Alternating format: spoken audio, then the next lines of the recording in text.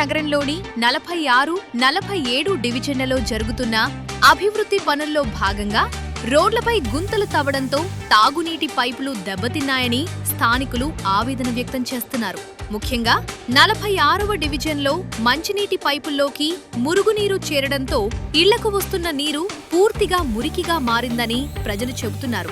నీళ్ళు ప్రాబ్లం చాలా ఇబ్బందిగా ఉందని మేము అనుకుంటుంటే మున్సిపాలిటీ వాళ్ళు వచ్చి లోపల కట్ చేసి జేమ్స్ గార్డెన్లోకి నీళ్ళు వాసన వస్తున్నాయని కట్ చేసి తీసేశారు పైపు. ఆ తర్వాత నుంచి ఎక్కువ డ్రైనేజ్ వాసన కంచుమించు 20 దినాల పై నుంచి ఇలాంటి ప్రాబ్లమే ఉంది. అసలు చేస్తున్నారు వాళ్ళు కూడా వచ్చి, నీళ్ళైతే చాలా బాగాలేదు. 20 దినాల పై నుంచి వస్తున్నాయి. ఆ పక్క బిల్డింగ్ వాళ్ళు పాపం నీళ్ళు ఇస్తున్నారు కాబట్టి పట్టుకుంటున్నాం. మాకు ఏ ట్యాంకీ రావట్లేదు, ఏమి లేదు. నీళ్ళకైతే చాలా ఇబ్బంది పడుతున్నాం. నీళ్ళు సాయంత్రం టైం అయితే నల్లగా వస్తాయి, ఉదయం పూట అయితే ఎక్కువ డ్రైనేజ్ అవుతుంది. కొన్ని ప్రాంతాల్లో నీరు మట్టి రంగులో వస్తుండటంతో తాగడానికి, వంటకు ఉపయోగించలేని పరిస్థితి నెలకొన్నట్లు వాపోతున్నారు. ఈ సమస్యపై స్పందించిన వెలూరు మహేష్, అభివృద్ధి పనులు చేపట్టేటప్పుడు అధికారులు తగిన జాగ్రత్తలు తీసుకోకపోవడం వల్ల ప్రజలు తీవ్ర ఇబ్బందులు ఎదుర్కొంటున్నారని ఆరోపించారు. నెల్లూరు నగరంలో ఎక్కడ చూసినా కానీ ఈ మెగా వాటర్ వాళ్ళు ఎక్కడ పడితే అక్కడ గుంటలు తవ్వేసి ఫస్ట్ మన నెల్లూరు నగరాన్ని అంతా కూడా గుంతలమయం చేయడం జరిగింది. అదే క్రమంలో ఈ ఒక 46వ డివిజన్ ప్రాంతం అనే కాదు, 44 కావచ్చు, 46 కావచ్చు, అలాగే 47, 43 ఈ ఏ ప్రాంతంలో అంతా కూడా ఈ మెగా వాళ్ళు ఈ గుంటలు తవ్విందన వల్ల ప్రజలు చాలా ఇబ్బంది పడుతున్నారు. ఒక 20 రోజుల నుంచి ఎక్కడ ఈ మెగా వాళ్ళు గుంటలు తవ్వారో, ఈ గుంటలు తవ్విన తర్వాత ఈ మంచినీళ్ళల్లో ఈ మురికి నీళ్ళన్నీ కూడా దాంట్లో కలుషితమయ్యి ఈరోజు మరీ దారుణంగా అయితే 46 డివిజన్లో అనేక ప్రాంతాల్లో మురికి నీళ్ళు ఉండడం జరిగింది. ముఖ్యంగా ఈ బృందావనం ప్రాంతంలో అయితే 20 రోజుల నుంచి మంచినీళ్ళకి ఎంత ఇబ్బంది పడుతున్నారంటే వాస్తవంగా చూడండి. ఈ పరిస్థితిలో మనకి మున్సిపల్ వాటర్ రావడం జరుగుతూ ఉంది. వాళ్ళు 20 రోజుల నుంచి చెప్తా ఉంటే ఎక్కడ సమస్య అనేది ఈరోజు కూడా తేల్చలేని పరిస్థితి. ఇది ఇంకా వాళ్ళు చెప్తున్నారు, ఒకటే చెప్తున్నారు, ఇది ఇంకా చాలా వరకు నయము. దీనికన్నా కూడా ఓన్లీ డ్రైనేజ్ వాటర్ మాత్రమే వస్తున్నాయి.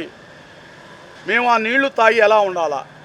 కనీసం కార్పొరేషన్లో వాళ్ళు కూడా ఈ వారం రోజుల నుంచి పనిచేస్తున్నారు, చేయకుండా ఉండలేదు. 20 రోజుల సమస్య ఉంది, వాళ్ళకి చెప్తున్నాము కనీసం ఇక్కడ ప్రజలకి వాటర్ ట్యాంక్ పెట్టండి, మంచినీళ్ళు అందించండి అని చెప్పని ఎన్నిసార్లు విన్నపించాము. ఈరోజు బృందావనం ప్రాంతం అంతా, ఎందుకంటే ఇక్కడ మొదలే హాస్పిటల్స్ ఏరియా అంతా, ఇది ఇక్కడ వచ్చేదే రోగులు. మనం ఇలాంటి కలుషిత వాటర్ మళ్ళా తాగి ఇంకా కూడా మనం అనేక సమస్యల్ని అనారోగ్యం పాలు చేసుకునే విధంగా ఈరోజు ఉంది. అంతేకాదు ఈరోజు నెల్లూరు నగరంలో మొత్తం ఎక్కడ పడితే అక్కడ గుంటలు కొట్టేయడం జరిగింది. మీరు అభివృద్ధి అంటున్నారు, మంచిది. మీ అభివృద్ధికి ఎప్పుడు కూడా మేము అడ్డం కాదు, కానీ ఒక పని చేసినప్పుడు అది ప్రజలకు ఇబ్బంది లేకుండా మీరు ఆ పనిని త్వరగా పూర్తి చేయాల్సిన బాధ్యత మీకు ఉంటుంది. కానీ మీరు ఎక్కడ పడితే అక్కడ గుంటలు తవ్వేసి ఒక్కొక్క దగ్గర దాదాపుగా నెల అవుతూ ఉంది. అయినా కానీ ఆ గుంటల్ని పూడ్చే పరిస్థితి లేదు. మనకి స్కూల్స్ స్టార్ట్ అయినాయి. ఈ 46వ డివిజన్ ప్రాంతం కావచ్చు, 44వ డివిజన్ ప్రాంతం కావచ్చు, ఇదంతా కూడా కమర్షియల్ ఏరియా, సన్న వీధులు. ఆ వీధుల్లో అనేక స్కూల్స్ ఉన్నాయి. స్కూల్స్ స్టార్ట్ అయినాయి. స్కూల్ పిల్లలు పోవాలన్నా కానీ ఎంత ఇబ్బందిగా ఉండాలంటే, స్కూల్ పిల్లలే కాదు, పాదచారులు కావచ్చు, రెండు చక్రాల వాహనాల వారు కావచ్చు, ప్రతి ఒక్కరు కూడా రాత్రులు పడిపోవడం జరుగుతుంది. అనేక మందికి దెబ్బలు తగలడం జరుగుతుంది. మనం ఒక పని చేసినప్పుడు దాన్ని ఎన్ని రోజులు గుంటను పూడుస్తాం? 15 రోజులు క్యూరింగ్ పెట్టుకుంటాం. 15 రోజుల తర్వాత మనం గుంటను పూడ్చేయవచ్చు. మీరు ఎందుకు పూడ్చడం లేదు? మన కార్పొరేషన్ నిర్లక్ష్యమా, అధికారులు లేదంటే కాంట్రాక్టర్ నిర్లక్ష్యమా? ఎవరి నిర్లక్ష్యం? ఏదైనా పని చేస్తే స్థానికంగా ఉండే కార్పొరేటర్లకి ఇంటిమేషన్ ఉండదు. ఎందుకంటే స్థానిక కార్పొరేటర్ చెప్తే ఏదైనా సమస్య ఉంటే ఆ సమస్య పరిష్కారానికి తోడ్పడతాడు. ఎందుకంటే కార్పొరేటర్ ఎవరు? ఆ ఏరియా ప్రాంత వార్డు ప్రజలు ఓట్లేసి ఎన్నుకున్న వాళ్ళు. ఆ సమస్య మీద పరిష్కారానికి తోడ్పాల్సిన బాధ్యత కూడా కార్పొరేటర్ అనేవాడికి ఉంటుంది. మీరు కార్పొరేటర్లు చెప్పరు, ఎవరినో తీసుకొస్తారు, ఏదో పనులు చేస్తారు. ఈరోజు నగరం అయితే చాలా దారుణంగా ఉంది. ఈ గుంటల వల్ల అయితే చాలా మంది ఇబ్బంది పడుతున్నారు. ఇంకా కూడా రాబోయే రోజున పెద్ద ప్రమాదం జరిగితే ప్రాణ నష్టం జరిగే పరిస్థితి ఉంది. కాబట్టి త్వరగా మీరు ఈ గుంటలన్నీ కూడా పూడ్చాలా. అలాగే ఈ బృందావనం ప్రాంతంలో కూడా ఈ మంచినీటిని శాశ్వత పరిష్కారం చేసి వారికి మంచినీళ్లు అందించే విధంగా మన కార్పొరేషన్ కూడా ముందుకు రావాలని చెప్పని మేము కోరుకుంటా ఉన్నాం. దెబ్బతిన్న పైపులను మరమ్మతు చేసి స్వచ్ఛమైన తాగునీటిని అందించాలని డిమాండ్ చేశారు. అలాగే ఈ సమస్యపై నెల్లూరు మున్సిపల్ కార్పొరేషన్ అధికారులు, మున్సిపల్ కమిషనర్ తక్షణమే స్పందించి చర్యలు తీసుకోవాలని ఆయన కోరారు. ప్రజారోగ్యాన్ని దృష్టిలో ఉంచుకొని సమస్యను వెంటనే పరిష్కరించాలని విజ్ఞప్తి చేశారు.